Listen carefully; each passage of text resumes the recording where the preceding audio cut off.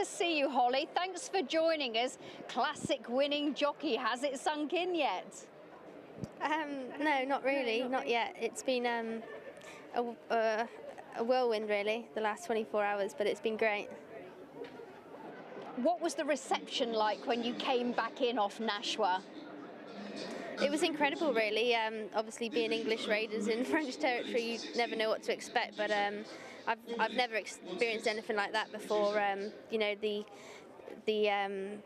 the awards ceremony and everything out on the track with the national anthem was just pretty surreal for me. Yeah, it was incredible. And it was lovely when Tom came over to congratulate you. Real heartwarming moment. What did he say to you, if I'm allowed to ask? He just shouted well done, and I mean, going into the race, obviously Nashwa had a great chance, but until it happens you can't believe it, so I was a bit gobsmacked really for a while, and didn't have the words to describe how I felt really when they tried to interview me.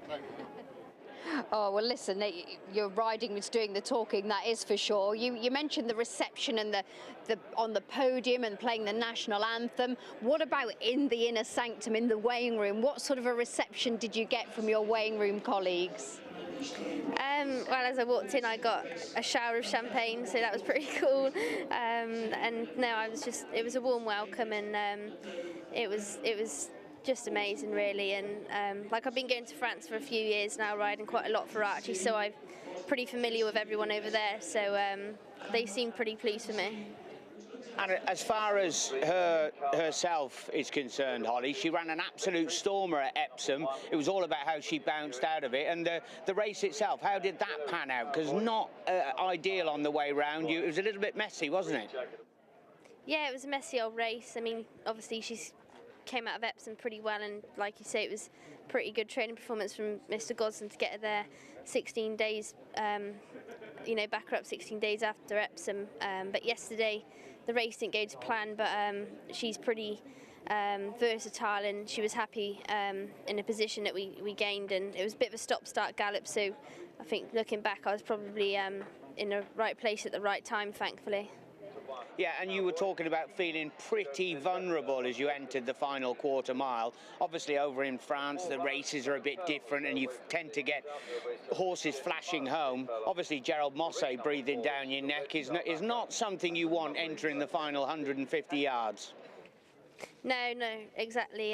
You know, she's a strong traveller, and Mr. Gosden emphasised to me, you know, it's a long old straight and it's quite stiff there, the turning in at Chantilly, so I was just holding on to her for as long as I could really, but when I pushed the button she responded well. But you know, the French horses, they have a bit of toe, so like I say, when the second horse came to my girths for long out, I did feel vulnerable, but she knuckled down when needed to be.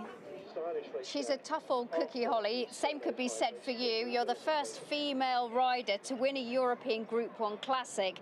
Now, you and I know this shouldn't be a big deal. We shouldn't be talking about it, but we are, and it is.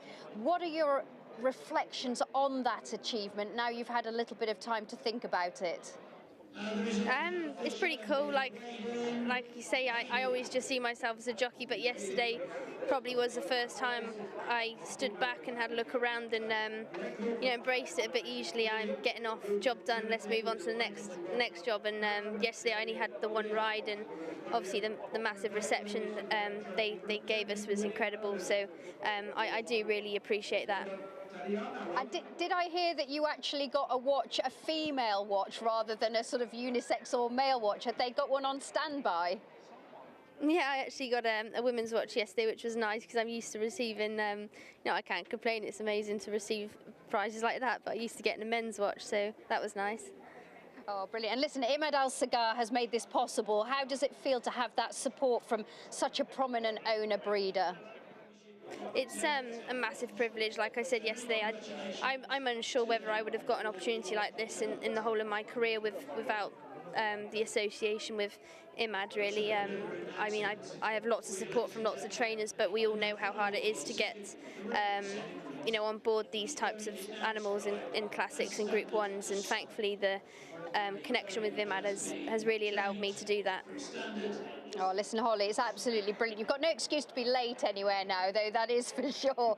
And listen, thanks for talking to us and taking time out of your relentless schedule, and good luck at Wolverhampton tonight. No, thank you.